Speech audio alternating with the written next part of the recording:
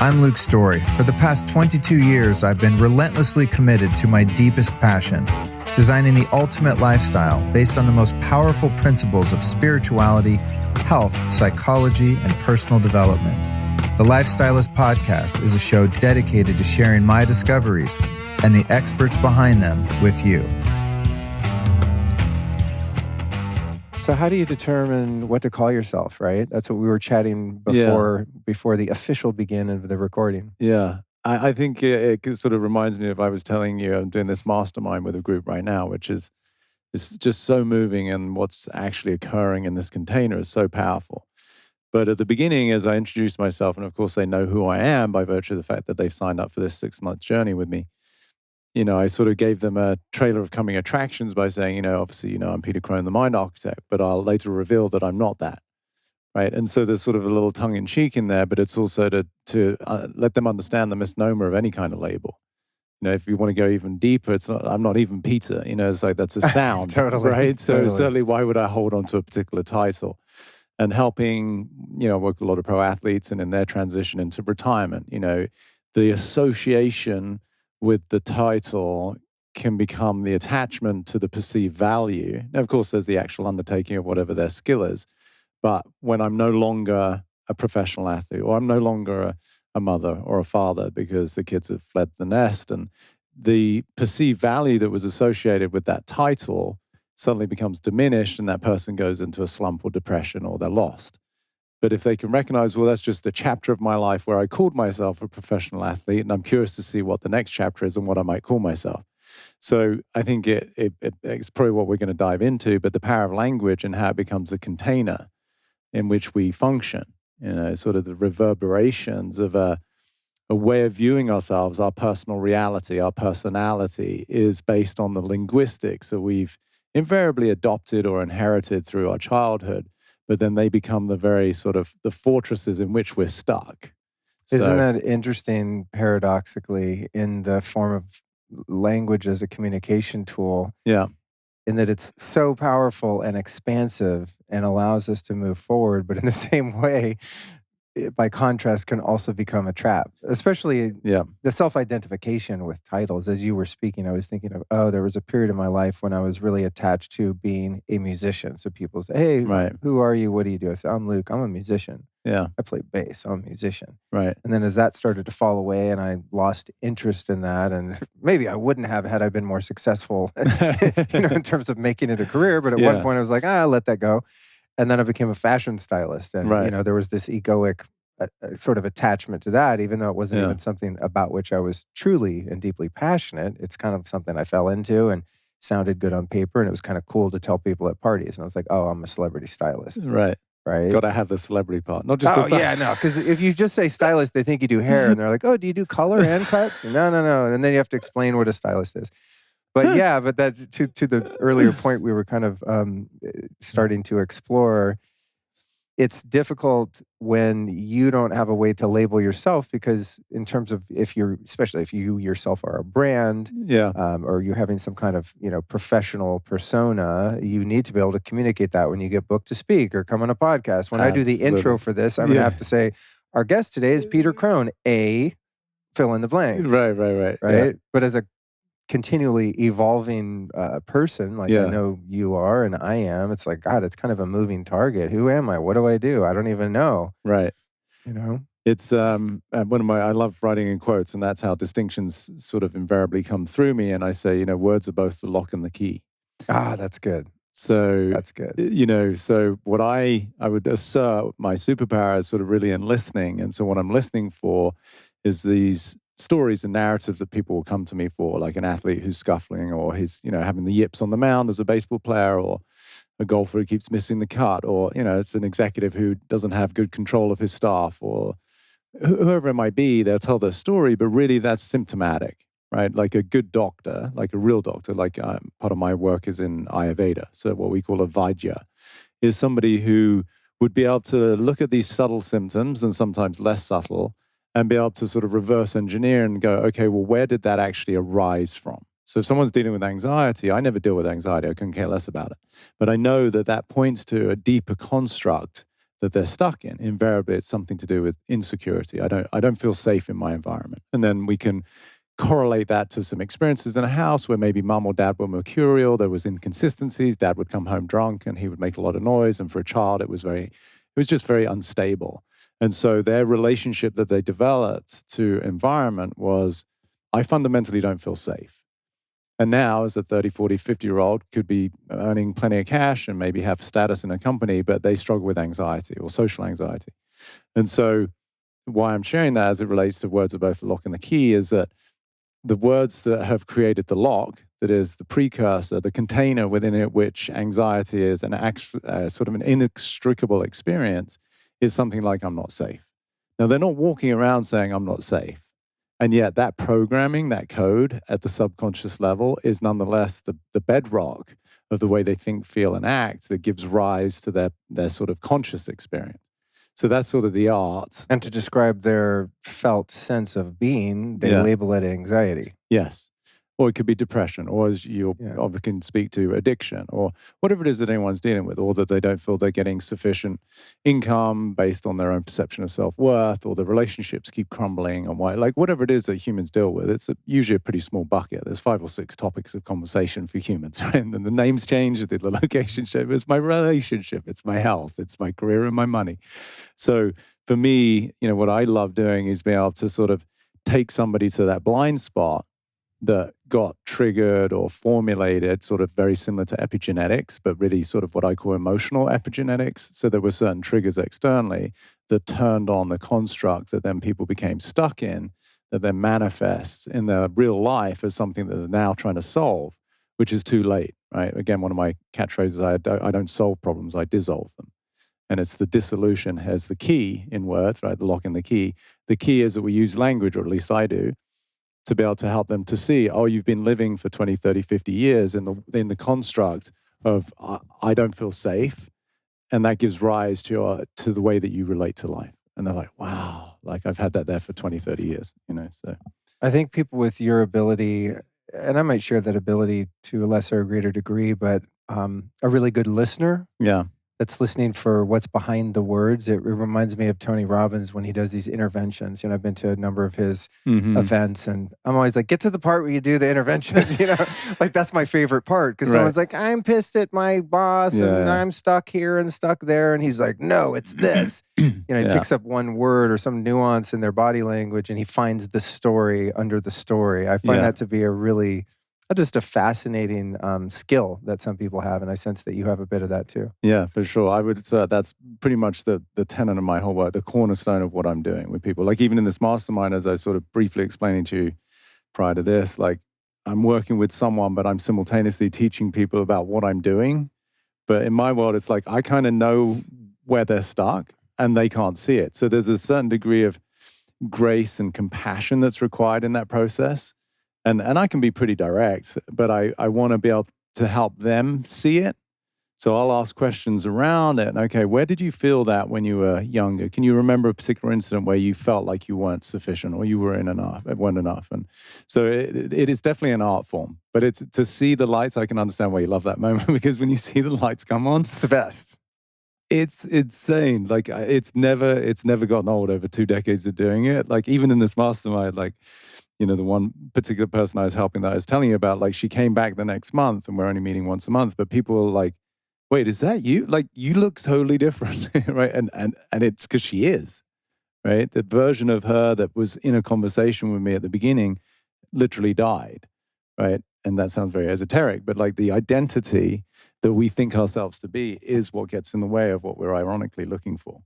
So I used to have a teacher that would use this really intelligent but covert way to circumvent the defensiveness of the ego. This was early in addiction recovery. And it was a mentor of sorts. And he would talk to me about someone else's neuroses and describe it to me and observing their behavior, not in a judgmental way, but just observationally. Yeah.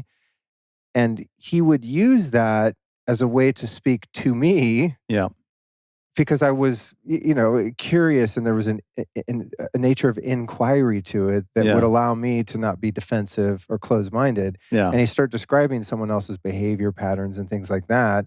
and then it would instigate me to kind of be going, oh shit, like that's what I do, Right. But if he just came directly and said, you know what, you're really manipulative, or you're a people pleaser, or whatever manifestation of, was presenting, it would have been too confronting.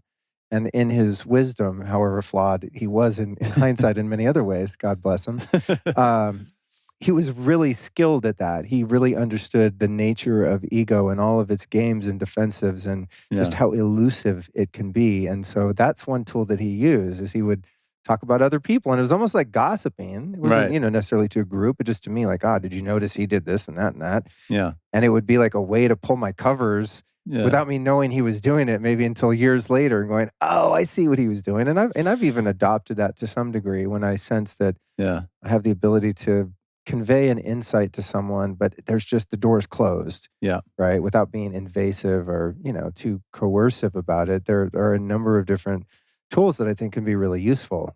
100%. I mean, I can remember being on contract with a Major League Baseball team, and I would only check in with the team periodically.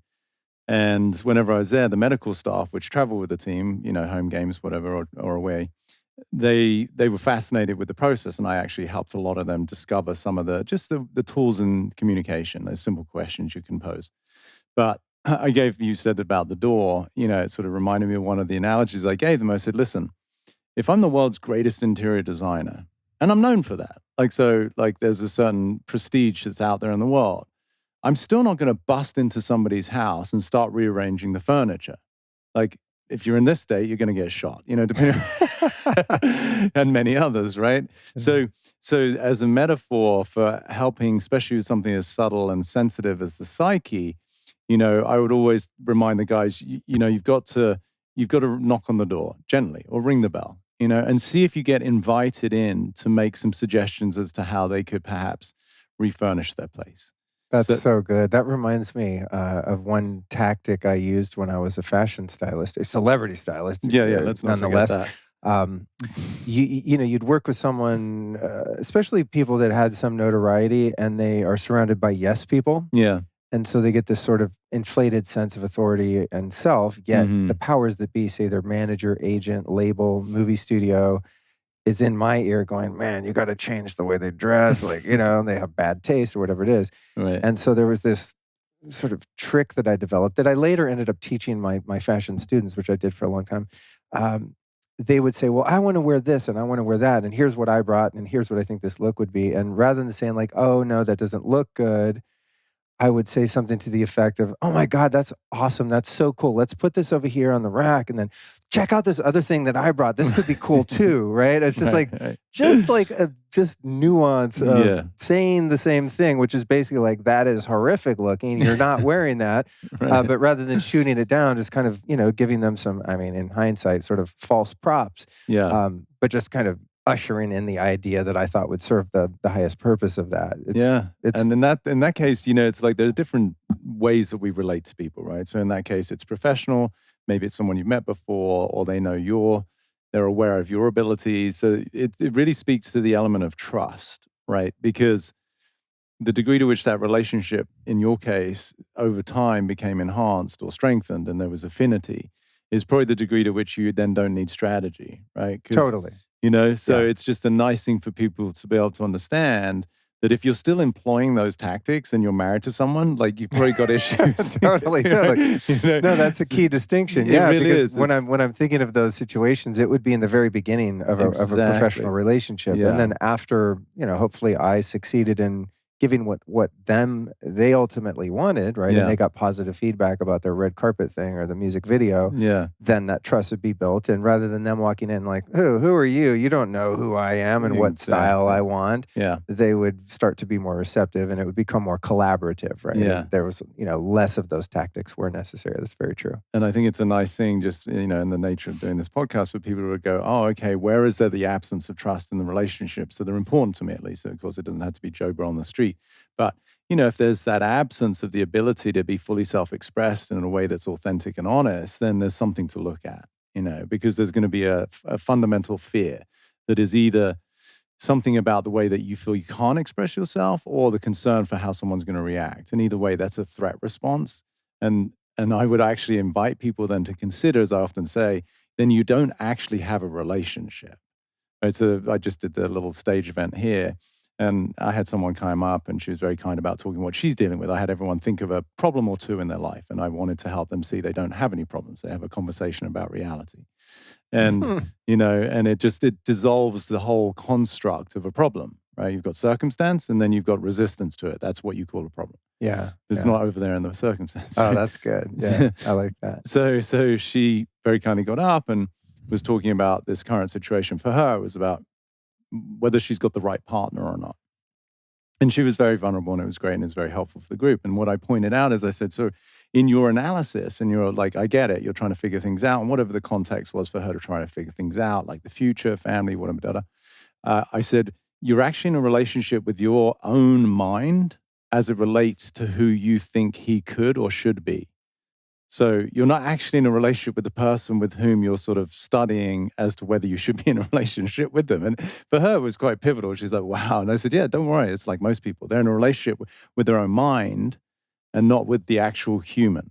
And invariably, the relationship, unfortunately, is quite deleterious, right? Because it's like they should do this or they shouldn't have done that. There's these sort of regrets and resentments because of history. And it's like you're no longer even present to be with the person that you're apparently in a relationship with. So it gets very complex at that level. But having that understanding of like this sort of the sliding scale, the gradient of trust, and for people to even just from this hopefully be a little more aware of it, it's like, oh, who is it with whom I feel the most free to express myself authentically? And that's a great place to use as a reference point. And for most people, the degree to which they can truly be themselves, or at least what's real for them at this moment, it's amazing how many people feel this sort of thwarted energy and inhibition to being able to just say what it is.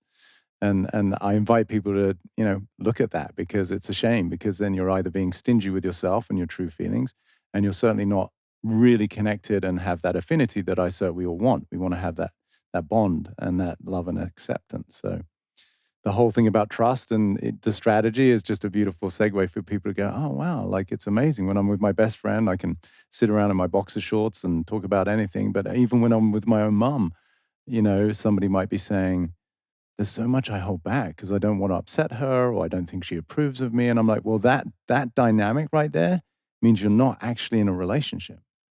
And that might be worth something fighting for. That's very interesting. I like that perspective. It's sort of like the roles that we find ourselves enshrined in, right? Yeah. And as you start to break out of those roles, I've observed this in my own experience, it becomes much more noticeable when other people are caught in their role. And I experience this most profoundly when someone's in a uniform, for example. Okay, like a police officer? Yeah. Chasing you? Yeah, or just there's a guy at my local Kinko's FedEx office. Uh-huh. And it's strange because he's like a young guy. He's got like fully, tatted arms and stuff. He seems like he'd be a normal guy. You could just kind of treat normally. But every time I go in there, I'm like, hey, what's up, dude? And I just try to be like personal and real with him. And he has this persona that he puts on. I'm not judging him. It's just an observation. But it's the role of the guy that works at FedEx. Hello, sir. Right. How are you? What can I help you with today? I'm like, hey, how's it going, dude? Like, just chill. Like, yeah, I want to send this thing.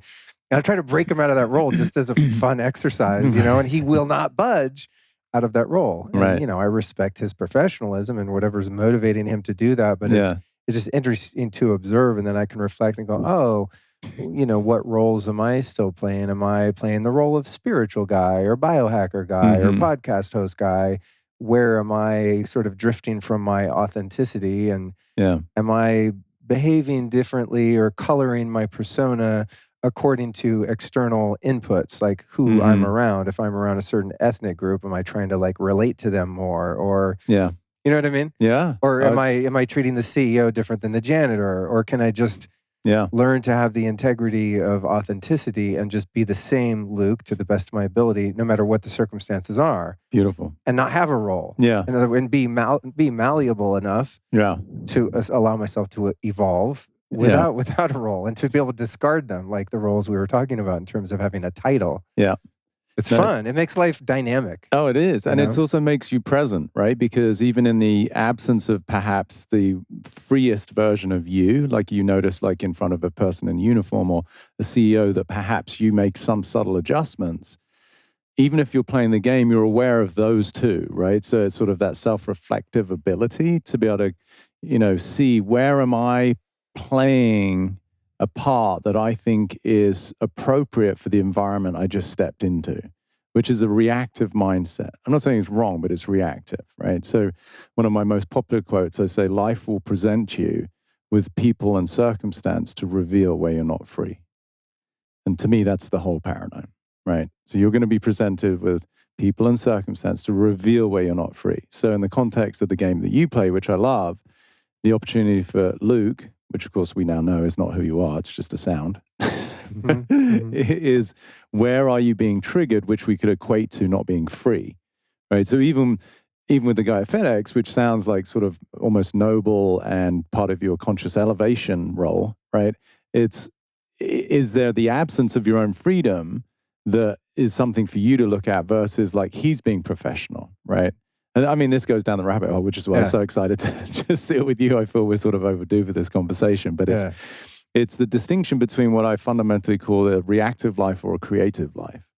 And so most people are living a reactive life, which is based on, past constructs and programming that they're invariably trying to get away from, right? I'm reacting to the fact that in my previous relationship with somebody, it didn't go well, or even my father didn't express that much love, so I'm going to become the most loving father. And I've heard that from many people. Or, I got my heart broken in the last relationship, so I'm going to make sure that I'm a little bit more protective. So it's always informed by history, which means there's actually no evolution. And that to me is like one of the most like depressive energies to be in, because you're basically sort of a Groundhog Day in your mind. Creative is that I am the actual source, source, of existence. And so it becomes like I speak reality into the world versus perceive a world, which is still my own perception, and then speak into it. So it's subtle, but it's profound. So that way, as I use language again, I say words, you start to realize are actually creative, not descriptive. And when you really get that, it's so subtle. Oh, interesting. So descriptive being sort of already past tense. You're describing how your mother-in-law acts, or you're describing how your spouse is. And so nothing wrong with this, but it means you're actually, to use a metaphor, you're driving your car and always looking in the rearview mirror. And then you wonder why you keep running into shit, right? Which you've probably heard before. So it's sort of, we're being informed by history. And I can describe the events of my heart, my relationships or my career or the things that have happened. But I invite people to consider, what would it be like if you realize that like abracadabra, that expression, and its translation is, as I speak, so I create. Is what it actually, magic. That's cool. Isn't that cool? So abracadabra. So as I speak, so I create. And I can remember being in London. My mind is, why it's gone there, I don't know. I haven't thought of this one moment for a long time, but this is about 20 years ago. And I was working with someone at this beautiful golf club in Spa. And I was helping her understand how, in the way she was speaking to me, she kept creating the container that she was apparently there to see me to get out of, right? Because her language kept reinforcing the very issue, which is invariably the case. Sort of whatever you focus on tends to sort of exacerbate. So we got to a point where she'd broken through some of that, and the lock and the key metaphor, she saw the lock, I used the key, and she's like, oh, and she just had to excuse herself and go and use the washroom. And she came back in with this big smile on her face. And I was like, wow, that was either like your bladder was really full and you're incredibly relieved, or you just had some epiphany. And she's like, no, I was just like, I just saw what you were saying. She said there was another woman in the bathroom with me. And as she went to get some paper towels to dry her hands, she knocked something over. And she said, oh, I'm just so clumsy. But because of the new point of reference, the person I was helping, she saw like she was creating her reality. Now, she was probably like in mid-40s, but maybe when she was 7, 8, 9, her parents had said, oh, you're so clumsy. And she took that on as a form of programming as part of her identity. But this woman, because of her new lens that she's looking at, she's like, wow, I just saw that she created right there that she's clumsy. No, you just knocked something over. Right. But it's like in The Matrix, it's like that scene where he goes to see the Oracle. It's so powerful. And, that she says, and don't worry about the vase. I don't know if you've seen that, but Neo's standing there. So she says, and don't worry about the vase. And then because he's like, well, what vase? He turns and knocks it over. Right. So it's so powerful to understand how the words are actually creating the container in which we live that then we become confined with. And then we're trying to escape, not realizing that we're the ones that actually created it. How did you get into who you are and the work that you do? What's your background? A lot of suffering is my background. No, I'd say, like, it was, all kidding aside, there were certain events that I went through that were so pivotal in ways that I didn't understand at the time. So my mum passed when I was 7. My dad died when I was 17, went to work one day, never came back, and I was an only child. So I was orphaned before I was even 18. And at that point, I got to have what I would assert is the visceral experience of what most people experience psychologically. And by that, I mean the identity that we associate ourselves with, we can call the ego, is by design a separate entity, right? So someone can be married, or they can even have family, but their experience of life is, I feel alone, I feel lonely, I feel isolated. Even though, as far as anyone else is concerned, they have a beautiful family, they've got kids and blah, blah. And that's invariably because we're stuck in the lens of our own persona. So for me, it was quite literal because there was no family, like there was no one. So I sort of had this visceral experience of what it means to be alone that wasn't just ego. It was quite literal. And I can remember standing in my bedroom as a 17-year-old boy, and I was pretty quiet and shy. I was very quiet and shy as a kid. And it was, I don't want to be melodramatic, but it's like the worst experience any human being can have. Right, because you're familiar with Zach Bush, I'm sure you are. Like, he talks about the laws of thermodynamics, and the second law is, about the entropy that occurs when any body is separated from another one, and so that's why they put people in solitary confinement. It's almost like it's the worst thing that can happen. Jail is one thing, solitary confinement. So even that study that I can clumsily reference, but a study where they were separated infants from their mothers, and the infants died. Yeah. I forget what the study was, but it's a famous study. Yeah. Where just the absence of human connection and touch actually caused these infants to perish. Yeah. The second law of thermodynamics. So for me, it was sort of like my version that at the time as a 17-year-old, of course, I was oblivious to. This is all subsequent that I, had the experience and the study and the wisdom that came to mind and go, oh, wow. So to answer your question, I think that was the catalyst, one, for my own profound experience of suffering, but also the depths of compassion, because somebody doesn't necessarily have to go there, but I get what they're experiencing just by virtue of the lens they're looking through. So that was pivotal. And then later, like when I was around 29, I had a girlfriend who for me at the time was sort of this quintessential love experience, as best as I understood love, which was very limited. But I was a very loving guy, and we dated, and there was a series of events that sort of we were on again, off again for a minute, and then we came back together, and it was sort of like, oh, this is like, this is the best. And we had a beautiful relationship, probably about a year and a half, 2 years. And then she left. I'm missing out a lot of the story, but basically her rationale was that you love me too much. And she said, like, your love is suffocating. And I was still a very sensitive guy, but I was like, wait, that doesn't sound like a problem. Like, if there's so much love, like, that sounds like a decent problem to have. Not saying it's ideal, but I went through this period of about 2 months that was really desperate men doing desperate things, calling on my friends. How do I get it back? What do I do?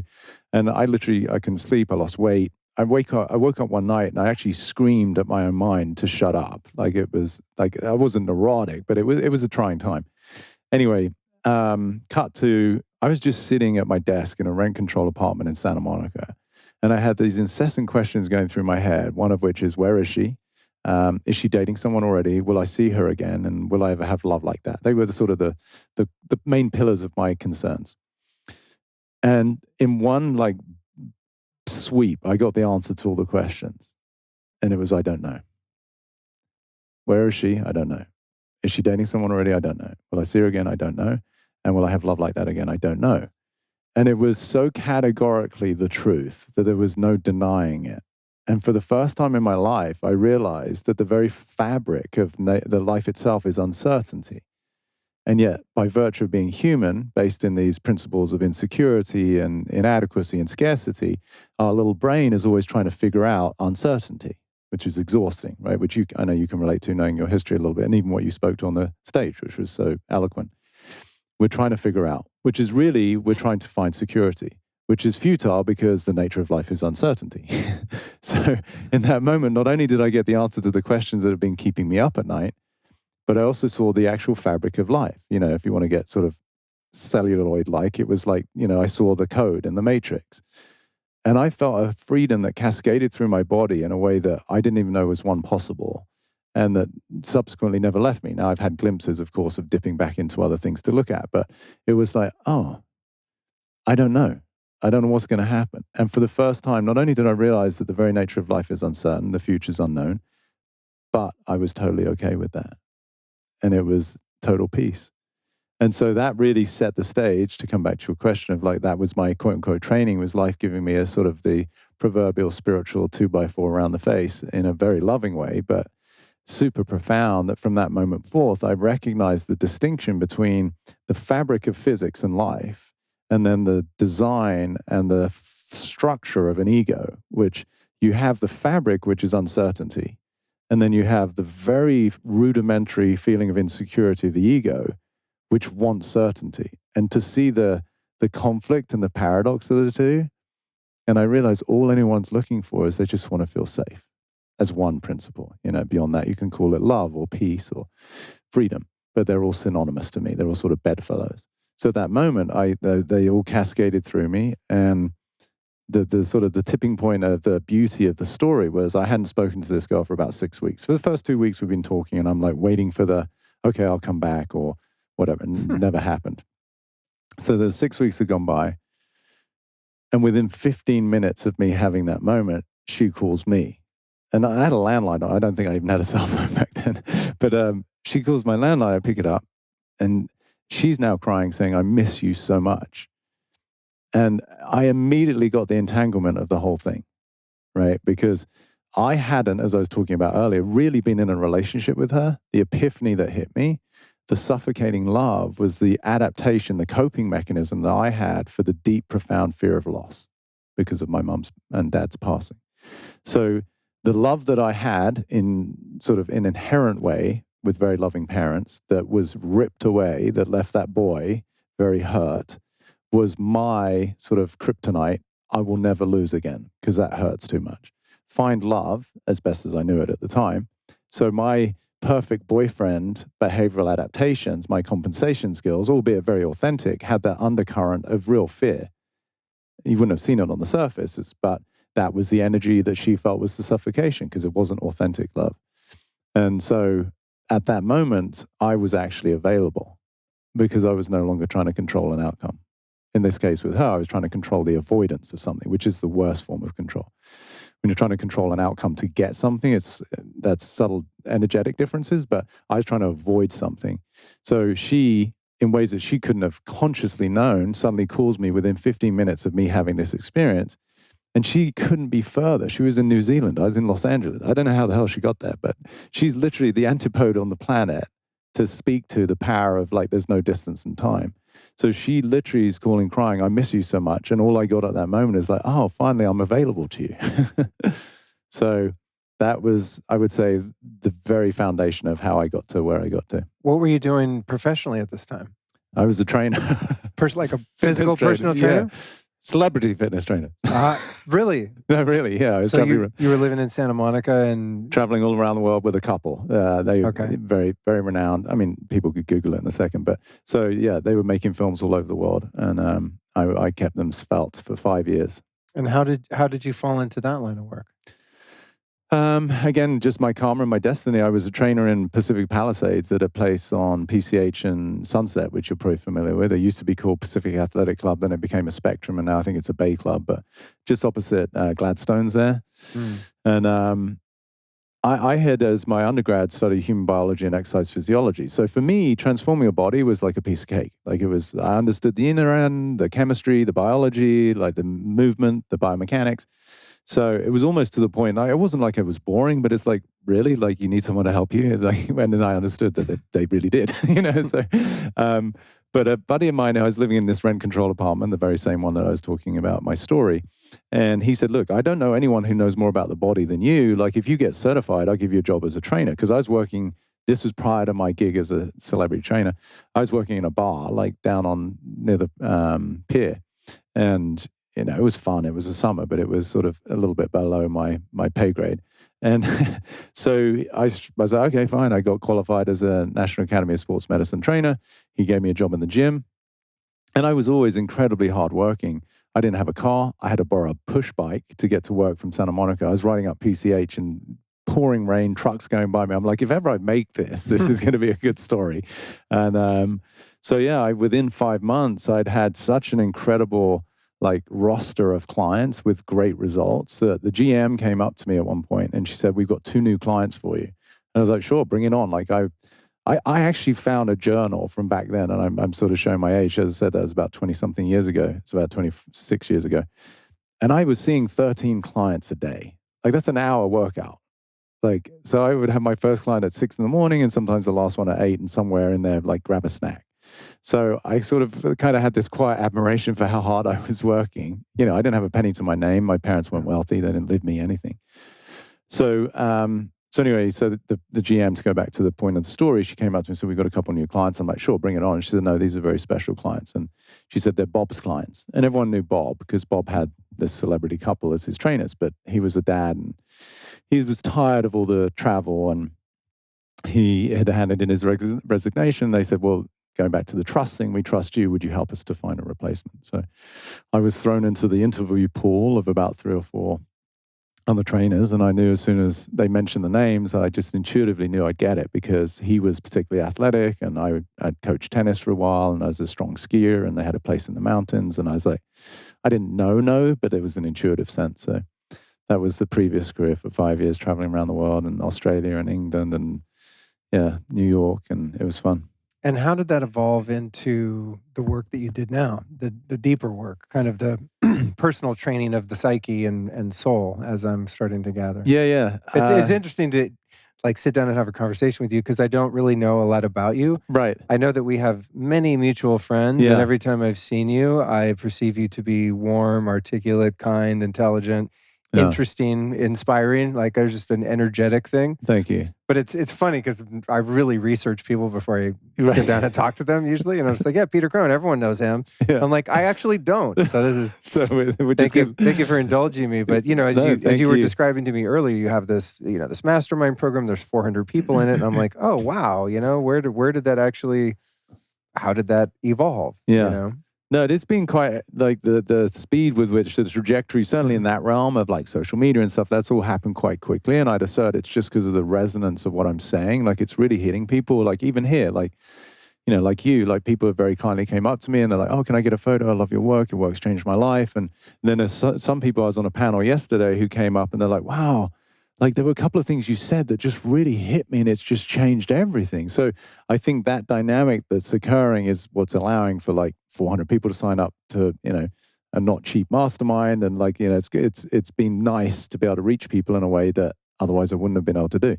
So, so in terms of going from body to mind to soul, it was sort of a natural progression, right? It's sort of going from the gross to the subtle and realizing what I would call that cascade of creation, right? So if somebody has something physiologically going on, I'm going to assert that, even let's take a skin rash, right? It's an external, it's an exogenous expression of something that's going on internally. In this case, they might have too much heat in the blood, or they've had too many, spicy foods, and because part of my work is in Ayurveda, so that also has contributed to my ability to read people and look at their body.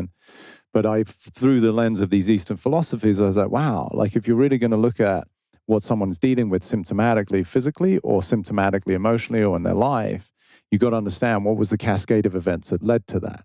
And so I just kept going one step deeper and go, okay, well, you have this physical issue, but where's that coming from? Oh, okay, you're holding on to a lot of resentment. And that's because of the relationship you have with your view of your mother should have been different. And so you're carrying this anger, which is expressing as heat and sometimes would manifest as cancer or whatever it might be. And so I just kept going back and back. And then I finally found what I would assert, and I'm writing a book and I'm going to delineate the 10 primal prisons of the subconscious. Oh, cool. Yeah. So one of which is that everyone can relate to is I'm not enough, right? And that manifests in different ways. You can either go straight into it. And I was actually on a podcast making this distinction, and the guy was like, wow, I'd never even thought of that. And I was saying that you look at a homeless person on the street who's, succumbed to maybe some booze and then weed and and has progressed to heavier drugs and now has kind of basically lost his life or her life. And then you look at the guy in the corner office who's driving a Mercedes and running around in his Gucci suits. I say, energetically, there's a very strong possibility that they're both being informed by the same prison. It's just one has gone into it and one is constantly trying to deny it. But they're both informed by it. And he's like, whoa. I said, yeah. So the guy who's in the corner office who needs Ambien at night to sleep and he needs a coffee or some sort of energy drink to get going, and he doesn't really have a great relationship with his wife or his girlfriend, and she's really just sort of a trophy as an extension of him thinking he's not good enough, but he wants to be seen with attractive. You start to see all the dynamics. It looks good on paper, but actually it's not that far different if we were to look at the actual qualities of their relationships, particularly with the father. Usually they're not enough, like, because that's more the disciplinarian energy, is like, oh wow, like they both had this sort of high school S type dad who, you know, sort of pointed out where their insufficiencies were. You know, you went 3 for 5 at baseball, but what happened to the other 2 hits? Or, you know, yeah, like B+ is good, but why didn't you get an A? Like subtle things that people don't, you know, parents don't understand. But for the child, the interpretation is like the inadequacy that then sort of grows like a cancer, but emotionally. So that was really the process of my work, was getting back to these fundamental prisons and then recognizing the adaptations that we have from them. So could become a perfectionist or a people pleaser as an adaptation to not being enough. Or equally, as I said, you could go right into it like, I'm, you know, what's the point? No one gives a shit and I'm just going to end my life, you know. And they might seem like extremes, but I would invite people to consider they're on the same continuum. They just manifest differently. In terms of the manifestations of some of these root issues, what has been your experience of people in the throes of addiction and alcoholism? Yeah. So it gets really deep, and, you know, we can probably talk another time, but so beyond the 10 prisons, there are what I would consider 2 sides to the same coin. So I'm not enough is the more positive expression of self-negation, of what I call self-negation. So when I'm not something, like I was talking about earlier, like somebody has anxiety, their container might be I'm not safe. And they grew up in a family, as I said, where there was this inconsistency and there was like raised voices or screaming, or the dad and the mom would fight. So they create that container. So in the not enough, and this is one of the prisons that I do see with people with addiction, it's the antithesis, but the darker side of it. So you could think that not enough is like, it's bad. Like I'm tired, I'm always trying to be a perfectionist and I'm exhausted and I can never get things, da-da-da. But the flip side is, it's not that I'm not good enough, it's that I am something. So the negation of self is one thing that's hard. But the declaration of self as negative, in this case, I am bad, is much darker. Do you see that? So yeah, I do. I mean, I'm reflecting on my own. No. I mean, I get you, and I'm not going to do it in front of you. But yeah. My own experience reflects that for sure. Yeah. So it's like a lot of that rooted in shame, right? Yes. Childhood trauma equating as I'm different. There's something wrong with me. I'm bad. I'm unlovable. I'm worthless. Yeah. And they're all sort of like these bedfellows. Oh, that's really interesting. But as it relates to addiction, you know, and I have my own take on addiction. Like the quote I use is like, an addiction is something you can never get enough of, something that almost works. Yeah. And so that's that perpetual chase, right? It almost works, like whatever it is. Like, oh, that felt good for a minute. And like, right, because if it worked, you wouldn't have to keep doing it addictively, right? You'd be like, oh, I did heroin one time, took care of it for life. You know? Yeah. So, but the ultimate addiction is what we're speaking to, which is the idea of yourself, right? And in this case, the addiction would not be the substance, but really the trauma that was the catalyst to turn on the self-perception that I'm bad. And sometimes it could be like the literal hearing of that, right? The declaration of a parent of like, oh, you're so bad. I mean, some kids, you know, it breaks my heart, but some kids actually hear things like, you're a mistake. We never wanted you. Like, you can imagine that, right? So that would be really the dark side of you're not loved. Not loved is not fun. Like, I don't want to walk around life feeling I'm not loved, but feeling like you're like trash or you're discarded is the darker side. Like, I'm not good enough. No, I'm bad. So the declaration of something negative is much heavier than the declaration of something good but negative version of it. Right? Does that make sense? Mm-hmm. So I am bad versus I'm not good. Yeah. Subtle, but very different. So when I work or I've helped people with addictions of any kind, invariably they're in the darker side of the fundamental prison. And that's why invariably the relief that they seek isn't sufficiently found through their own free will, right? Somebody who's not good enough will just keep working themselves to death to become a perfectionist or get the right body. They'll do the surgeries, they'll wear the right clothes, but it's still exhausting, but it's not to the point of like complete self deterioration that can happen in the darker side. So when somebody's in the prison of I'm bad, it just takes a little bit more, compassion, patience, and kindness for them to be able to see it's still a lie. Basically, what I'm doing is I'm revealing the lie that is the foundation for who you think you are. In your experience, have you seen anyone who is in the throes of legitimate, chronic, acute addiction gain sustained recovery solely based on self-knowledge and self-understanding? And an unraveling of these root causes that you're describing versus having a direct spiritual experience? I have. It's few and far between because I make the distinction in my work of there are two predominant stages. One is awareness and then two is practice. So, for you even, I would assert, as I was speaking there, as you said, it's a resonance, and maybe even in the way that I've used some words, it gives a little bit of a cut to all the work you've done, meaning a slightly different angle. It's like, oh yeah, I could see that the way that I've lived, the construct that I've been stuck in is that Luke is fundamentally bad. And then it's like, that's where your foot's nailed. And then you do everything you can to manage that. Be a nice guy, be a good boyfriend, try and be nice to your parents, or, whatever it is, right? But it's a compensation. Meanwhile, nothing's been addressed. So the awareness is like to bring light to, bring subconscious to conscious.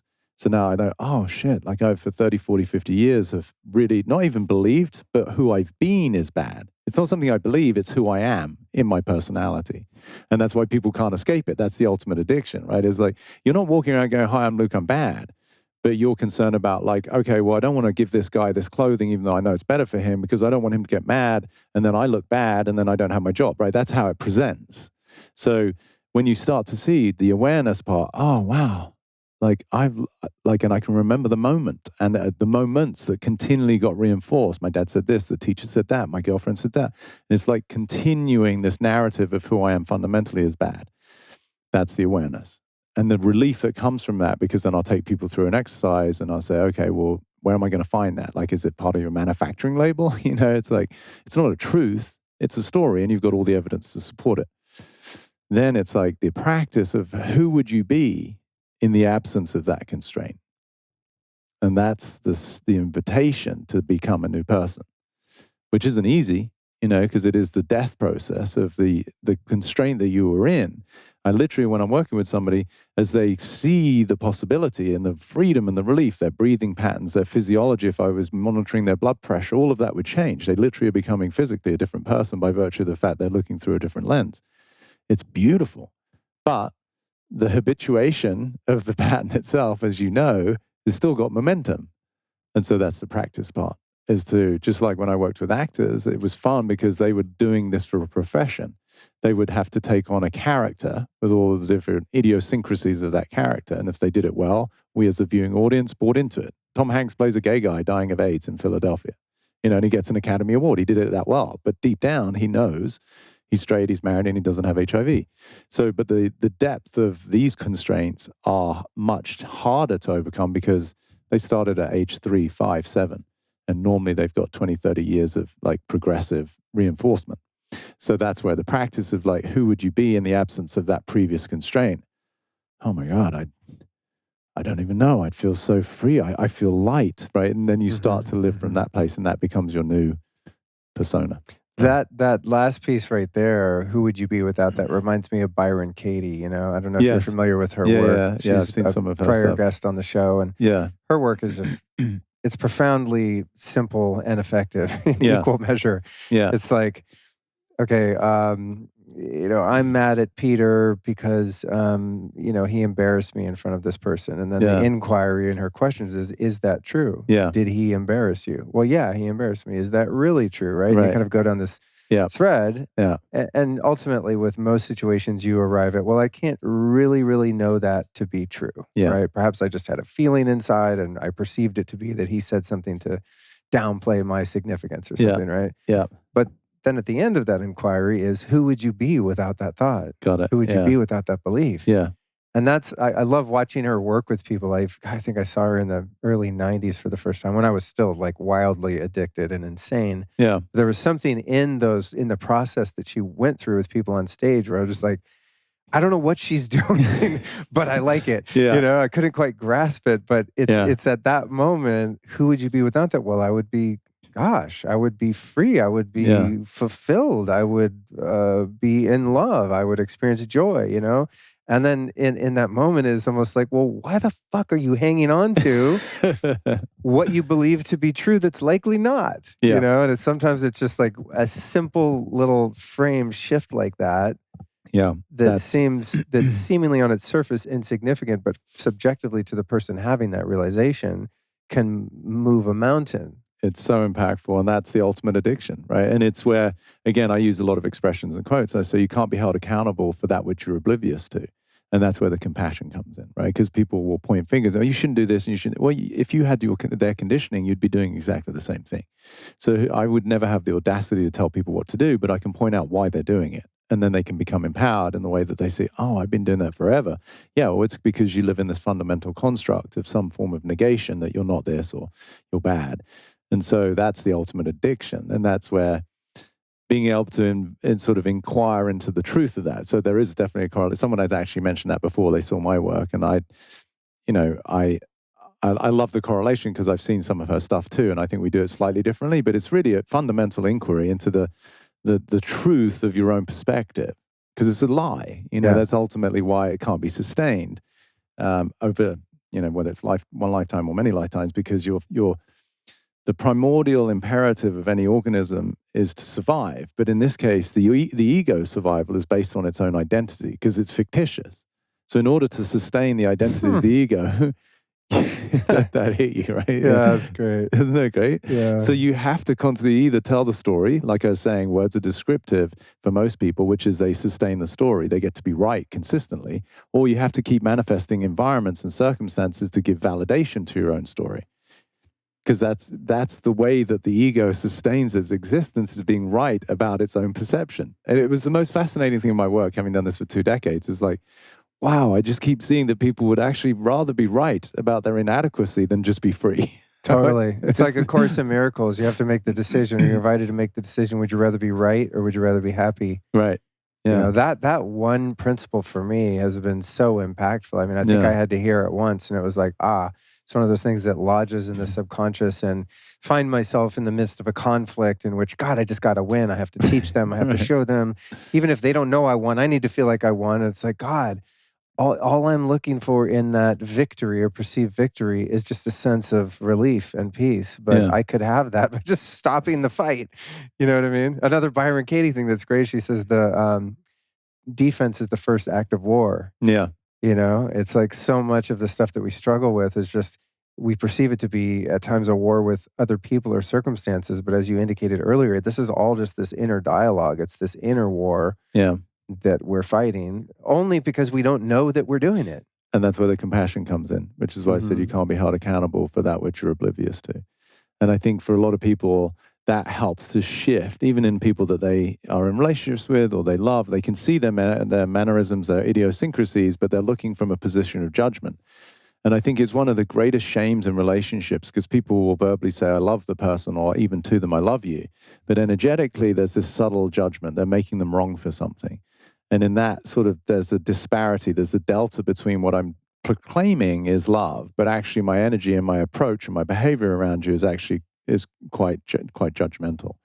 And so when you really see that, it's like, and I saw that with the girl that I was talking about, as was sort of the catalyst for my own awakening, if we want to call it that. Sounds a bit melodramatic, but it was pretty profound. So I had, in ways that I didn't even know, as a very loving, kind guy, very generous, I had actually been making her wrong subtly, not like overtly. We'd never fought. I wouldn't say things, but energetically, there was this question of like, well, why isn't she getting a job? Or why isn't she helping out? Or, some people might be as mundane as like, why aren't they taking the trash out? But, that's a form of like warfare, to use the term from Katie.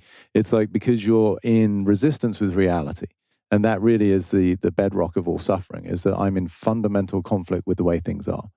And we think it's very sort of enticing and tantalizing to think that it's out there. Like, no, I'm really upset because of what they said.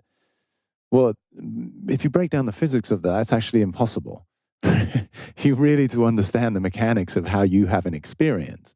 It's like they did something. If they were speaking Chinese and they said the same words, but you didn't understand, you wouldn't have got upset, right? So the same data points are out there, but the way that you're interpreting it through these fundamental prisms as a perceived threat is what's generating your own internal terrain shifting into what you're calling I'm pissed off. But it's not because of something. And when you really get that, it's so empowering because I'm no longer a victim of anything. It doesn't mean I condone behavior. It doesn't mean I want certain things. But I personally, in the way that I attend to my internal state, don't want to be a victim of somebody else's behaviors. It's like that that tendency that we sometimes have to say, well, you made me feel, right. You made me mad. You made me this, and I love that when someone says that. It's funny to me because you think, yeah. All right, Peter, right now, I'm going to make you be angry. It's like, I literally cannot cause a feeling to take place in your physiology, mind, body, emotion. Like, I do not have the power to make you feel anything. Right. But your interpretation of the words that I use, the sounds that I make vocally, have the ability to do that within yourself. That's a huge, if anyone can just get that, that's huge. It's massive. Because with that responsibility that we can take for our own inner experience comes like absolute power to change and to become free, or at least one of the key steps, if not, the whole kahuna is the mastery over one's perception. Yeah. So can I invite you to step into a bit of freedom with me? Yeah, let's do it. So taking the same principle, you just pointed out the darker side. Like, I can't make you angry. Yeah. But I'm going to take you back to the FedEx store. Okay.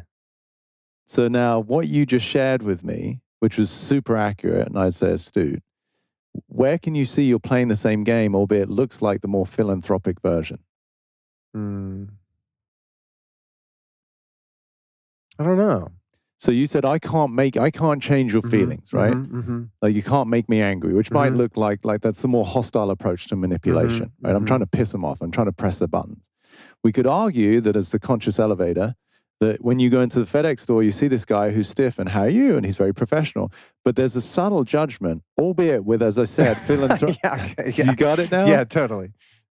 Yeah. And awesome. it's funny because almost, there's two sides of this. One side is just as a human behavior experiment. Yes. And just to test sort of the power of love and the power of kindness. Yes. As I'm out of my day, see if I can elicit a different experience with and for someone. Yes. But in a situation like that, there is an element of judgment. You're absolutely right. Because I walk in there, I'm like, you fucking stiff. Like, come on, act normal. Thank you for being honest. Yeah, there's an element of control. Yes. Like, no, be who I want you to be. Because I'm free and authentic and just being me. Then you need to join me in that, or otherwise you're a stiff.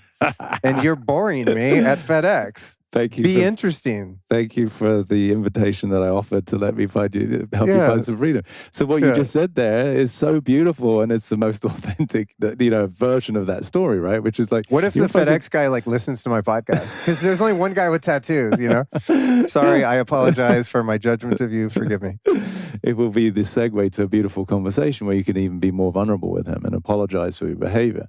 So beautiful, and that's why I gave you the benefit of the doubt and said it's a more philanthropic version, right? It's like a mother who wants her child to be happier.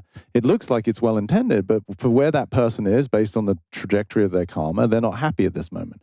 And so it's where can we find somebody where they are? And what's even more subtle in your story is before you walk into the FedEx office itself, there's a predisposition in your preparation, which means you're stuck in your history. So the guy doesn't even have a chance.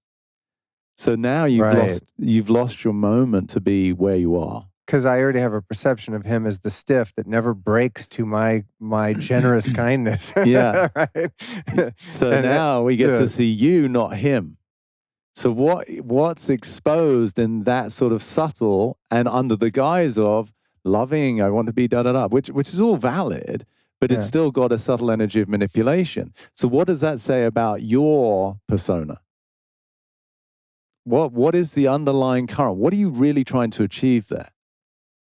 I don't know. What comes to me is like a sense of control. That's the mechanism. Okay. But what's the intended outcome? What would it provide Luke if he was more happy-go-lucky and free and loving?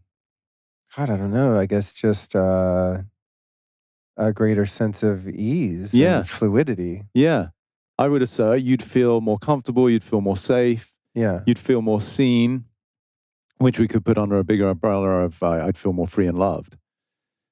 So if that's the intention and that's the desired outcome and the agenda of your, subtle control, what are you actually therefore reinforcing if that's what you're trying to get? The converse of that. Which is? Contraction. Yeah. And that's the word that comes to me. Kind of uptight. Yeah. Uptight constriction, which is what I'm judging him about.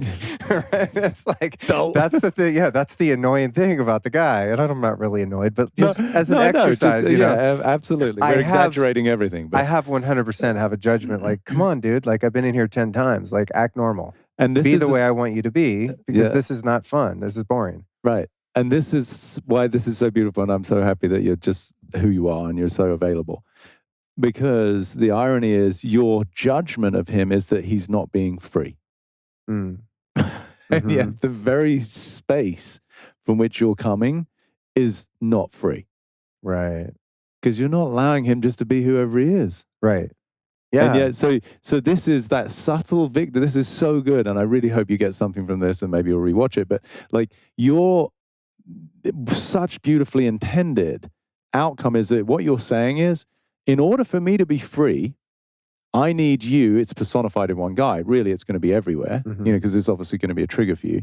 I need everybody else to be free and act in a certain way because I'm free and I'm committed to being free. But the subtle energy is I'm actually not free. And until you're free, I can't be free. Right. Yeah. So you keep perpetuating. That's the ultimate addiction. That's really good. So now we get to, so awesome. So now my question is it true, yes or no, that you can't be fully free in the presence of somebody who's not free?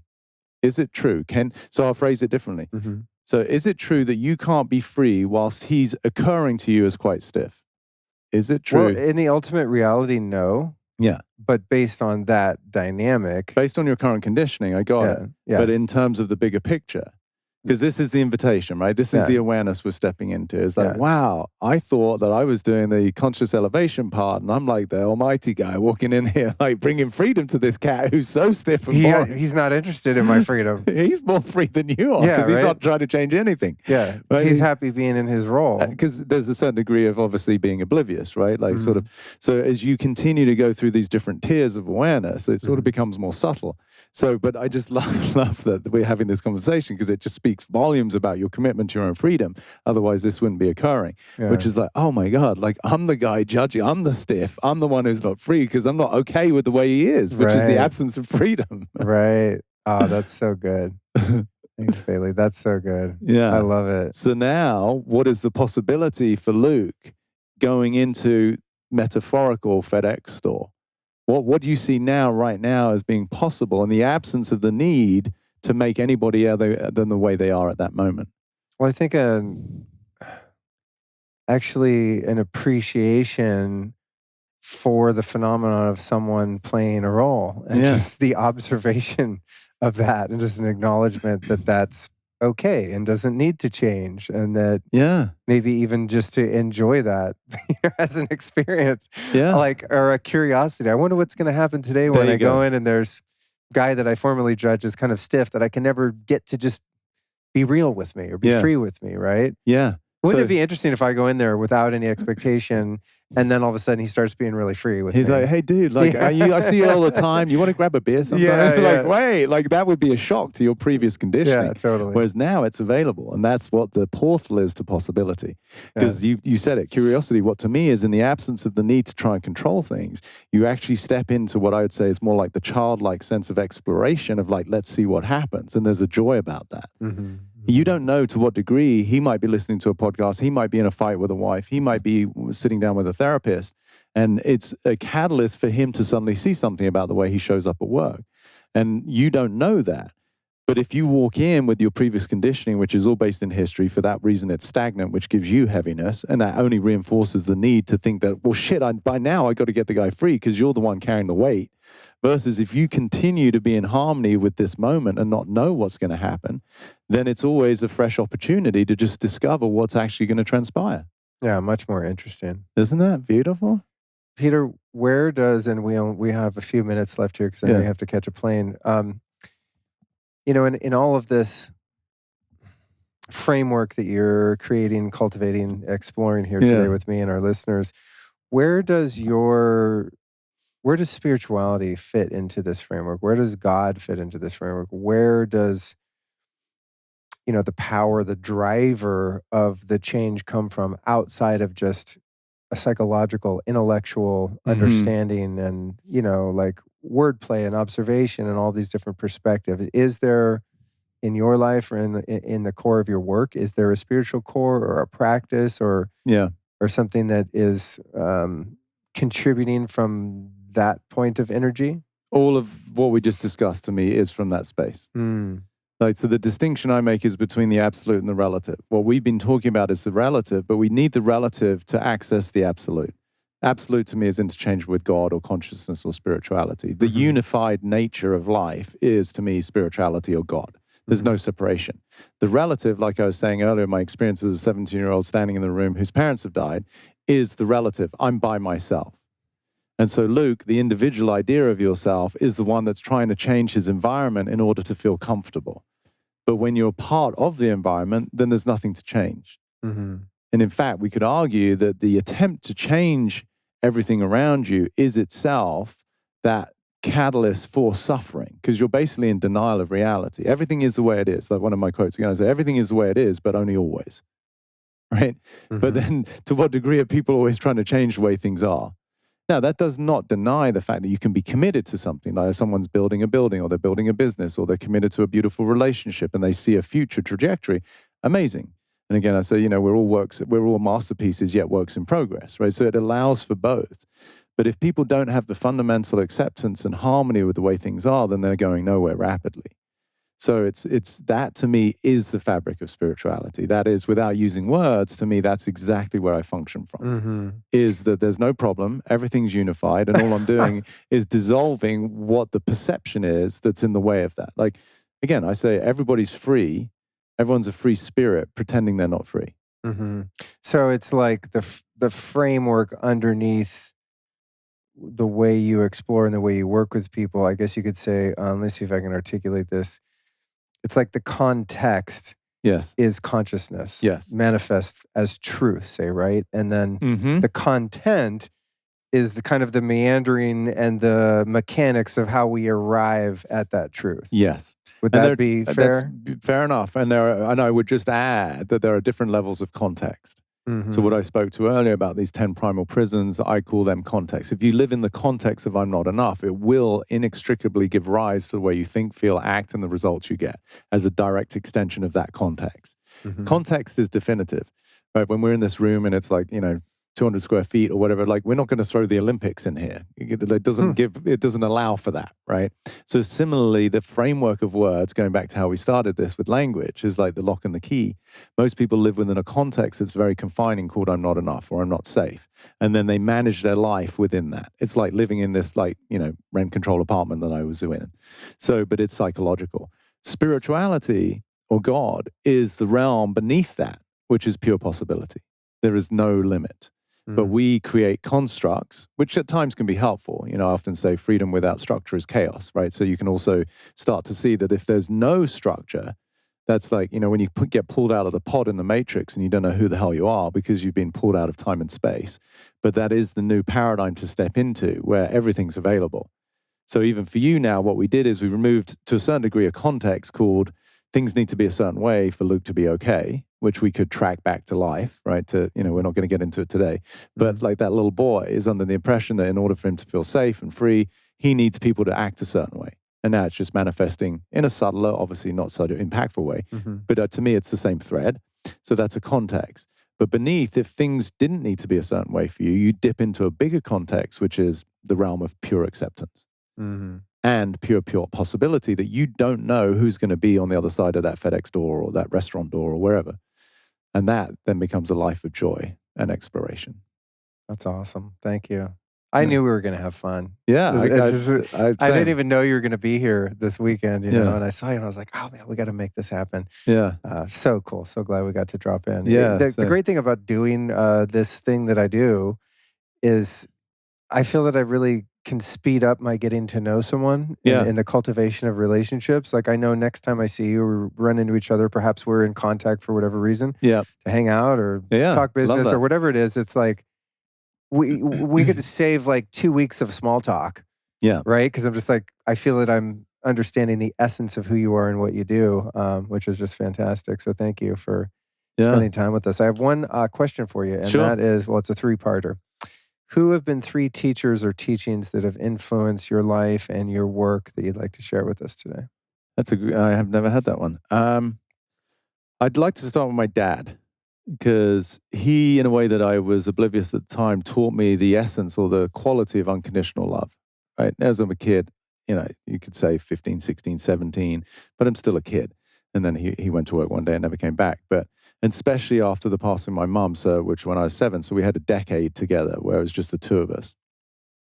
And he really, in ways that maybe he wasn't even aware, and it was just intuitive to him, was just like the adoration that he had for me. That was not like in any way maladaptive. It wasn't like obnoxious, but he just loved me. And so I think that sort of got imbibed into me in ways that was just organic. You know, I didn't have to know that Dad loves me. I just felt it. So I'd say that he's been a teacher in the way that also, I think after the fact, I got to sort of intuitively dive into what it must be like for a man to have his mother, his wife pass, knowing that's the mother of the son that he loves or the child that he loves. And the fact that he dealt with that with such grace that I was oblivious to because I was just surviving as a kid. But that also later in life gave me such a gratitude and an appreciation for what it must be like for him and his karma to have dealt with that. So that would be one. Then I'm going to throw in my mum, even though I didn't know her because I was only 7. But there's an Attell that she showed me that speaks volumes about the woman she was, which is she'd left this little envelope. And I haven't shared this with anyone, but anyway, it seems appropriate now. But she left an envelope that just all on it said is for Peter Crone when 18 years old.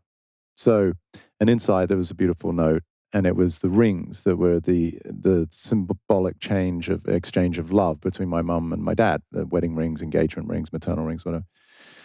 So this envelope had been sealed, and my dad had shown me probably when I was about age 12 or 13, because she'd put it in a file. My dad kept file. I was a great soccer player, and so he'd kept all these clippings from newspapers, and it was in there, and he would occasionally show me and say, this is from your mum, right? So why that to me is sort of an Attell as to who she was as a woman, because one, she died of cancer.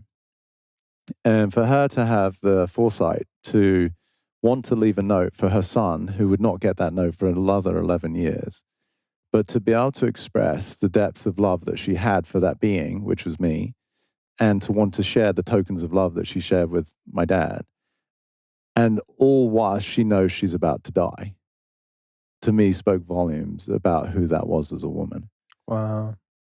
Can you imagine? Like, wow, that's your only child, and you have the foresight to want to write a note for that son, saying how, and the words were incredibly touching. And, you know, so that equally, and I've never told that story, but that, so those two. And then out in left field, we've got Srina Sargadatta, who is sort of the quintessential Indian guru like Krishnamurti, who I'm sure you've heard of, or Ramana Maharshi. These are sort of these quintessential Eastern philosophy, Vedic yoga doctors, Advaita, Vedanta, the non-dualistic way of looking at life. And for me, Srina Sargadatta was, I never met the guy, I just read his predominant book. It was transcript of his satsang meetings where people would come to the ashram. Are you talking about Nisargadatta Maharaj? Yes. Oh, yeah, I am that? Yeah. Oh my God, that's crazy. Yeah. That's the first spiritual book I ever had. Oh, wow. That's a pretty deep dive. Yeah. Well, it's interesting.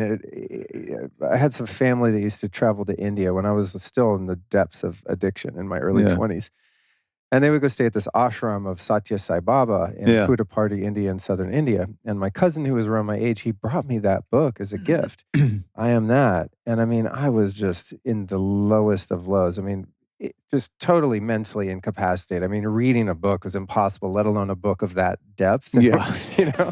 It's a but novel I would read the back cover, which is something to the effect of, you know, if a building's there, and then the building's gone, what could be said of the space? Is the space still there? Something like that. You know, some non-dual, you know, sort of puzzle, right? And I still have that copy of that book. And what's crazy is all of these years later, that book makes perfect sense to me.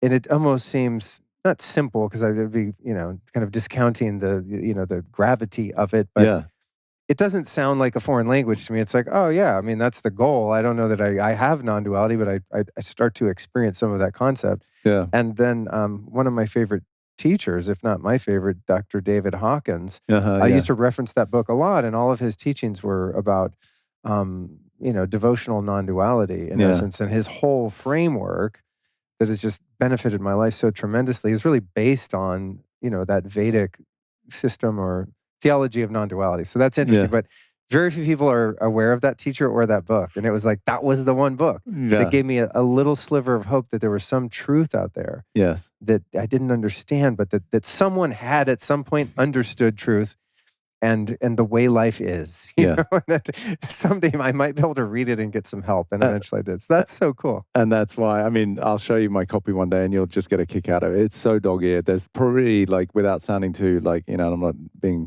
exaggerating. There's might be another 1 or 2 books inside of it just by virtue of the notes that I write between all the lines. But yeah, so and the thing that really resonated with me is because for a minute there, I felt like such a freak of nature, because I was starting to see life so, like, I was an anomaly, certainly to my friends and anyone that I knew.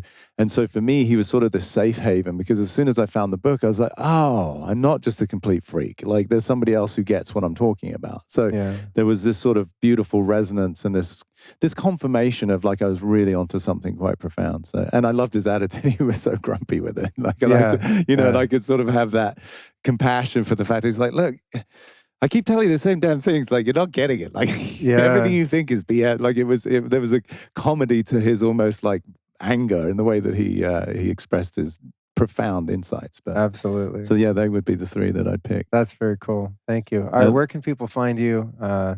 Peter Crone, at Peter Crone is Instagram, and then petercrone.com on website. Yeah. Awesome. We'll put all that in the show notes at loopstory.com/Peter. So anything we talked about, this book, references and stuff, we'll put in the show notes, and I'll mention in the intro too. Man, thank you so much. I know you got to get to the airport. Yeah, we could wax lyrical for hours, so we'll do it again sometime. Fun and inspiring to get to hang out with you. I'm so glad we recorded this conversation instead of just sitting out on the lawn shooting the shit. I think people are really going to benefit from this. So thank you so much for your gifts. Thank you for having me on, my friend, and for letting me just contribute some extra freedom. Yeah, awesome, man. Appreciate it.